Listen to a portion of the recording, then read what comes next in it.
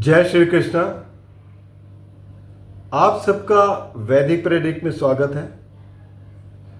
दोस्तों, आज जो वीडियो बनाया है वो 2025 में, जैसे कि शुरू में ही बताया गया था कि इस साल बहुत बड़े बदलाव आने वाले हैं और वो बदलाव ग्रहों में जो हुए वो मई के महीने में हो गए और शनि का गोचर हुआ था 30 मार्च को। तो इतने बड़े बदलाव होने के बाद अब जो है आप देख ही रहे हैं कि पूरी सिचुएशन जो है वर्ल्ड ओवर किस तरीके से चल रही है।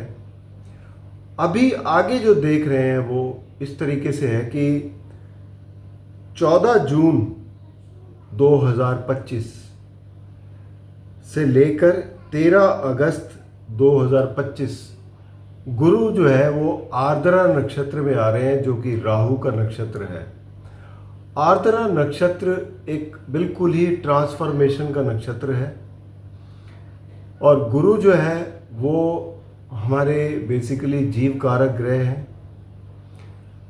वैसे ही ये फाइनेंशियल्स के भी देखते हैं, पारिवारिक स्थिति भी देखते हैं। वैसे भी गुरु जो है एक बहुत ही महत्वपूर्ण ग्रह हैं। इनका कुंडली में बहुत बड़ा महत्व रहता है, क्योंकि ग्रोथ के जो इंजन हो वो गुरु ही गिने जाते हैं। जहाँ पर भी इनकी दृष्टि पड़ती है उस एरिया में बहुत ग्रोथ आती है, बहुत काफ़ी तरक्की मिलती है उस एरिया में।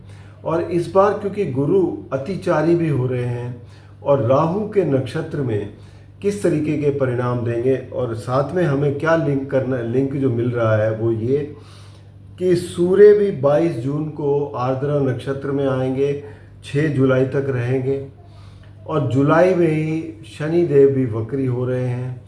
तो इन सब का प्रभाव जो दिख रहा है वो ये दिख रहा है कि फाइनेंशियल मार्केट्स में वर्ल्ड ओवर एक बहुत बड़ा रीसेट होने वाला है इस पीरियड में। इसलिए इसका इम्पैक्ट जो है वो बहुत बड़ा होगा, पूरी दुनिया पर असर पड़ेगा। और जब फाइनेंशियल इम्पैक्ट आता है तो उसके साथ ही और भी घटनाएं घटित होती हैं, जैसे कि युद्ध वगैरह। और क्योंकि अगर इंटरनल सिचुएशन सबकी बिगड़ती है तो ज़रूरी बात है कोई ना कोई कन्फ्लिक्ट भी पैदा होते हैं, लोगों में रोष पैदा होता है, जिसकी वजह से कहीं युद्ध भी होते हैं। ये सब देखने को मिल सकेगा, क्योंकि वैसे भी आप देख रहे हैं कई जगह पे रशिया यूक्रेन का चल रहा है और मिडल ईस्ट में युद्ध चल रहा है, इंडिया पाकिस्तान में अभी टेंशन जारी है, चाइना ताइवान में जारी है और यूएसए जो अपनी हालत जिनकी बहुत ख़राब हो रही है अभी, तो वहाँ पर भी सिचुएशन कुछ बहुत अच्छी नहीं है। आने वाले इन 2 समय में देखेंगे कि सबसे बड़ी जो इकॉनमी है यूएसए, उसको हम गिरता हुआ देख रहे हैं, पहले से ही रिज़ल्ट नज़र आ रहे हैं। यूरोप में इसका बहुत बड़ा असर दिखाई देने वाला है। यूरोप में और भी हालत ख़राब होने वाली है। और इसी बीच अब देखेंगे कि भारत में भी इसका असर तो पड़ेगा। ऐसा नहीं है कि भारत कुछ अलग रहेगा, भारत पर, चाइना पर इसका असर पड़ेगा।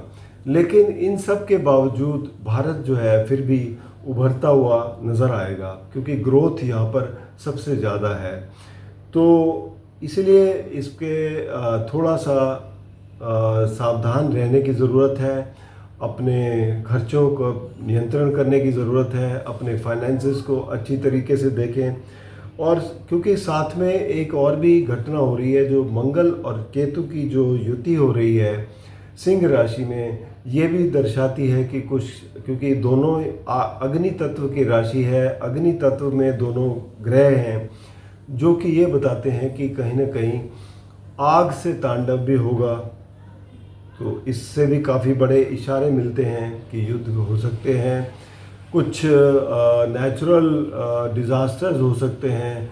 तो ये समय जो है अभी जो शुरू हो रहा है बाकी का आगे हम यही इच्छा करेंगे कि जो है बहुत ज़्यादा इसमें मैं कोई डराने की कोशिश नहीं कर रहा, लेकिन सिर्फ यही बता रहा हूँ कि जो ग्रहों की स्थिति बता रही है वो एक बहुत ही बड़े एक रीसेट की तरफ जा रही है। और जब रीसेट होता है तो जियोपॉलिटिकल सिचुएशन में भी बहुत फ़र्क पड़ता है, कंट्रीज़ में कन्फ्लिक्ट बढ़ता है, युद्ध की सिचुएशन बनती है, लोगों में हाहाकार होता है। तो ये सब देखने को मिल सकता है। तो इसलिए अपने आप को सुरक्षित रखें, अपने आप को ध्यान में रखें, अपने फाइनेंशियल्स को ठीक ढंग से इसको इस्तेमाल करें।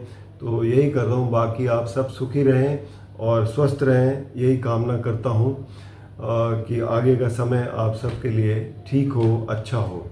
धन्यवाद।